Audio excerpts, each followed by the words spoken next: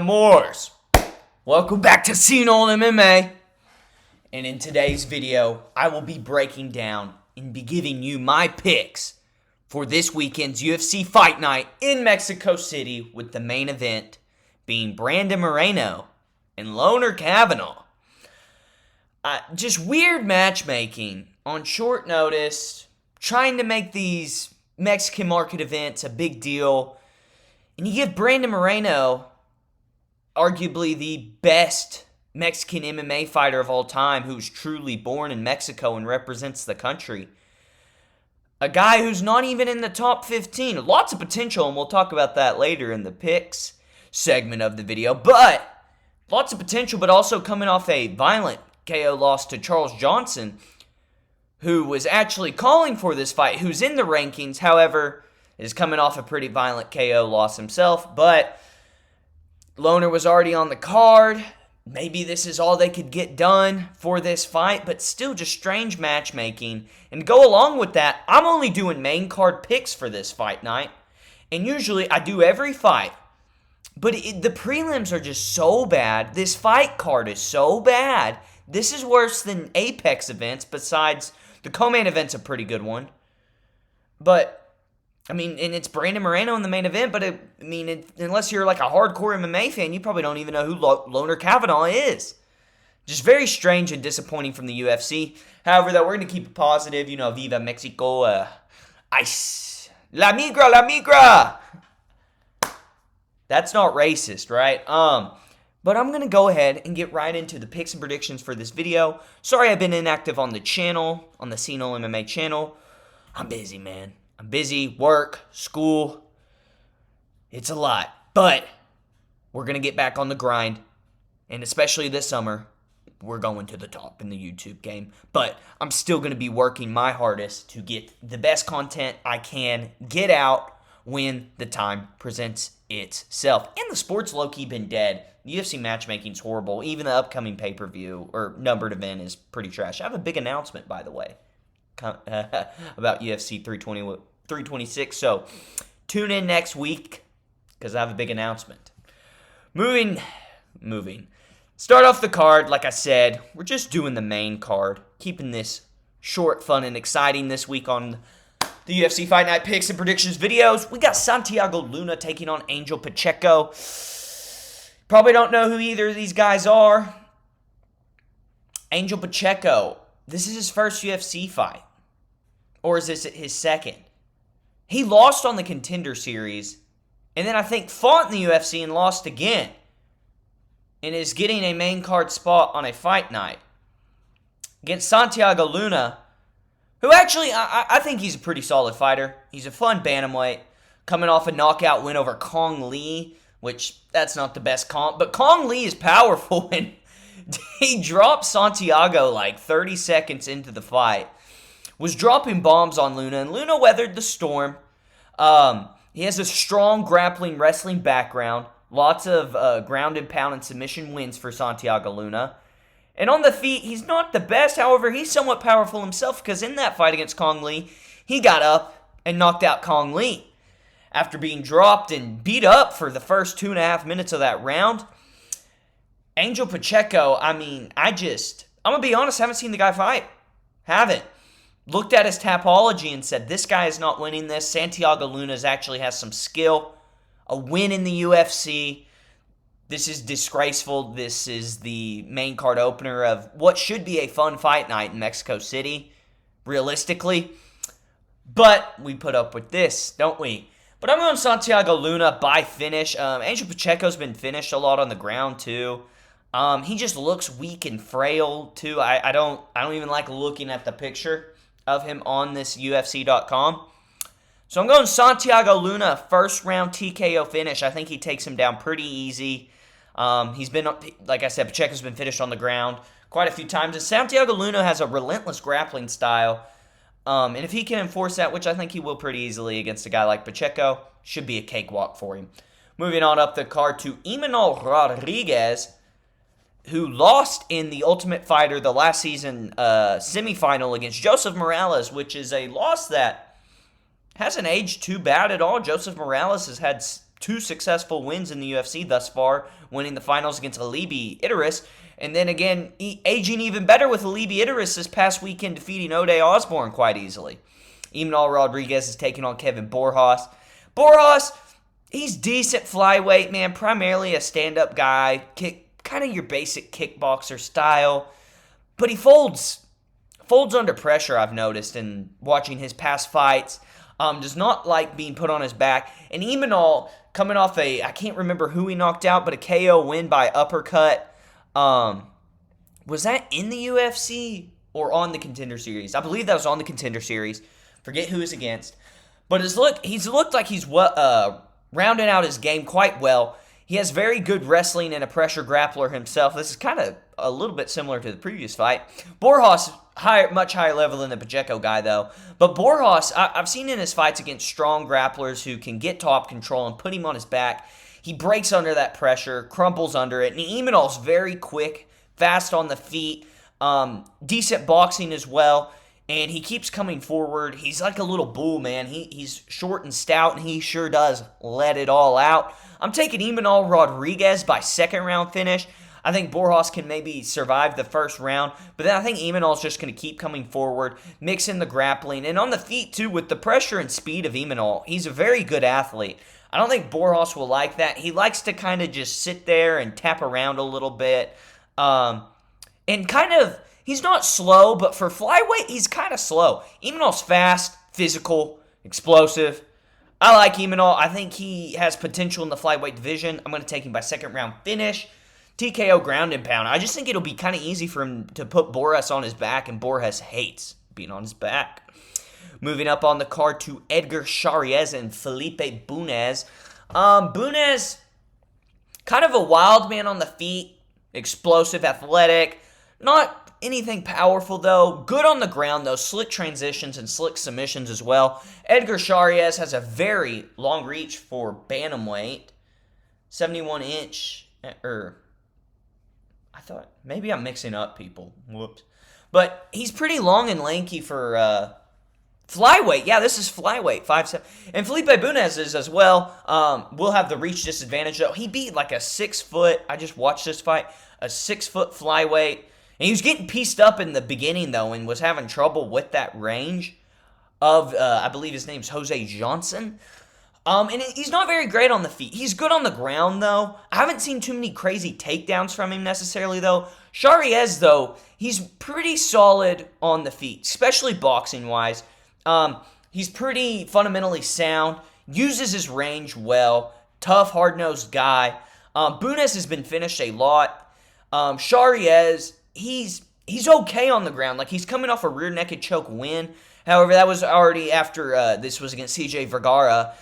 He had already wobbled him and then just was easily able to take the back and get the rear naked choke. But I like Chairez in this fight with that range, and I think he's a level above Bunez on the feet. Bunez, like I said, he is athletic, twitchy, throws some wild stuff here and there, but I don't think he actually poses much of a threat besides maybe catching you. And Chairez, he keeps a pretty high and tight guard. I like how he moves around. He's a bit heavy on his front foot, though, so maybe Bunez decides to throw in the leg kicks. But I'm going to take Chairez in this fight. I think he's the better. I think he, like I said, clearly better on the feet. And I think he'll be able to do enough to prevent him getting an arm, a neck, or anything like that taken on the ground, prevent those submissions. Bunez is very dangerous on the ground, though, so I wouldn't be surprised if Bunez gets it there and sinks up a submission of some sort. But I'll take Chairez. I don't know if he'll finish him necessarily. These are... Like, this card's weird, man, and it sucks, I think. It's not a good card.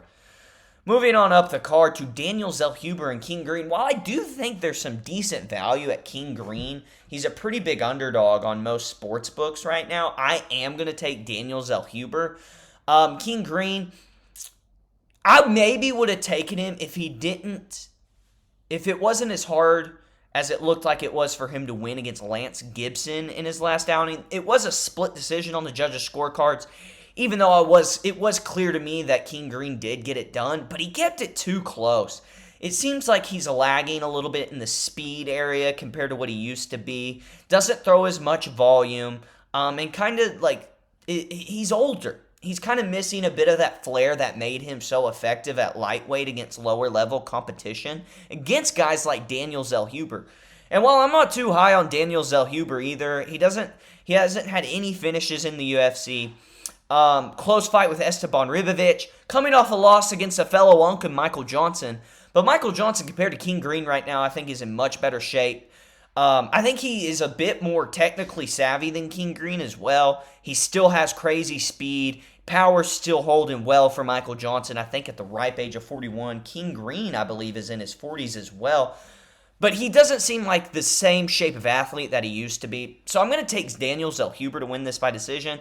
I think just with his reach and King Green not posing as much of a threat in the speed realm and being able to catch guys like he used to, I think this sets up Daniel Zellhuber to be able to teep and front kick his way to a 29-28, 30-27 decision win. I'm more picking off the fact that I think King Green is just kind of coming towards the end of his career, and Daniel Zellhuber's still young, and I think he's talented somewhat, has the attributes to be somewhat dangerous at lightweight, just hasn't put it all together, and I don't know if he necessarily will. He's kind of slow, but I think he has the edge over King Green in this fight. Moving on up to the co-main event, I think this is a pretty solid fight. David Martinez, fast, physical, explosive, moves very well on the feet. I like how he doesn't just move back and forth, picks his times to pressure, get in his opponent's face, and when he blitzes, like I always use the word blitz, he doesn't just throw these wild hooks, kind of like how Amian Zahabi did against Marlon Vera. By the way, that was a super close fight. I honestly think Cheeto won. Nonetheless, though, David Martinez, he throws straight, crispy shots down the middle, uses kicks really well as well, has a very kick-heavy game, decent grappler as well, coming off a win against Rob Font, where he made it look quite easy against him. Cheeto on a 3-fight losing streak, Sean O'Malley, then it was Davis and Figueiredo, and most recently, Amian Zahabi. And I'm going David Martinez in this fight, and I do think it will be close. Cheeto's just such a tough out. But the reason I go with Martinez is what lost Vera, even though that Zahabi fight was super close, but Figueiredo, if I remember correctly, I thought it was pretty clear Figueiredo. He doesn't deal with, if it's not his pace that he's setting in the fight, he doesn't deal with it well. And I don't think he'll be able to set the pace he wants to in this fight against David Martinez with how much he moves and how he's able, and he has great cardio because he's able to move quick in and out, side to side, the entire fight and keep a very good pace there. And Cheeto will not be able to just march him down, throw front kicks up the middle to set up the shots. And I think it'll be very hard for Cheeto to get his timing down or land anything too significant on David Martinez because he's usually the one dictating the pace. He doesn't have the best counters, in my opinion. And I think David Martinez is going to set the tone this entire fight. So I'm going to take David Martinez by decision, even though I think it could be somewhat close. I think it'll also be somewhat clear. I think it'll be easy to score but competitive, if that makes sense. David Martinez, that speed, I think is going to be all the X factor here. And Vera, I just don't think will be able to get a solid foundation established in this fight for him to land significant damage against David Martinez. Moving on up to the big main event. I hate making these videos on these crappy fight nights, man. It's just like negative energy. But we got Brandon Moreno, Loner Kavanagh. I've always had a soft spot in my heart for Brandon Moreno. I like Loner Kavanagh a lot, too. I know he's coming off a brutal KO loss. Brandon Moreno coming off the TKO loss to Tatsuro Taira. Loner Kavanagh is dangerous, man. He was beaten up on Charles Johnson. And honestly, I got very tempted to pick Loner Kavanagh in this fight with how tentative Brandon Moreno has looked lately. I know he beat Albazi, Urseg, and then most recently lost to Taira and looked pretty decent against Albazi and Urseg. But those guys aren't that great, really. I mean, Urseg had a close fight with Ode. Amir just got tore up by Horiguchi. Amir was never that good to begin with. And Brandon has just looked so tentative.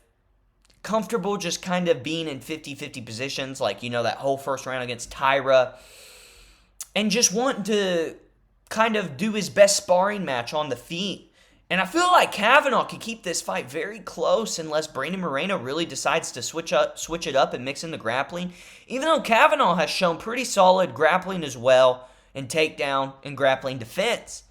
And on the feet, I honestly think Kavanagh has the speed advantage. I wouldn't say necessarily skill advantage. I don't know. I think this will be a very competitive fight over 5 rounds, though. But the reason I am going with Brandon Moreno is twofold. I think when he decides to mix it up, I think it will be effective against Kavanagh. And especially because this is a 5-round fight. And Kavanagh, after that first round, which he looked very good against Charles Johnson, and about the first minute, which is what led him into getting caught by Charles Johnson and finished, he faded. He wasn't able to keep up the same pace that he did that first round where he looked so crispy, tight, and clean on the feet. I do think he'll be able to utilize his kicks quite a bit against Brandon Moreno with how heavy Moreno stands over his front foot. I think Kavanagh will be able to utilize, of course, the lead leg calf kick and kicks up the middle. I think are very useful against a guy like Brandon Moreno who stands like that on the feet. Even though I kind of want to pick Kavanagh, I just can't do it over 5 rounds against a former champion in Brandon Moreno, whose cardio is true, tried, and tested. A guy who's a very good grappler as well. I just think it's too much for Kavanagh, especially coming off a brutal KO loss. And I know technically this fight is on short notice, but Kavanagh was already on this card against I can't remember who. But I think this could be a very close round. I think Lohner could get 2 rounds off of Moreno, especially early. But as the fight goes on, I don't see Kavanagh finishing Moreno.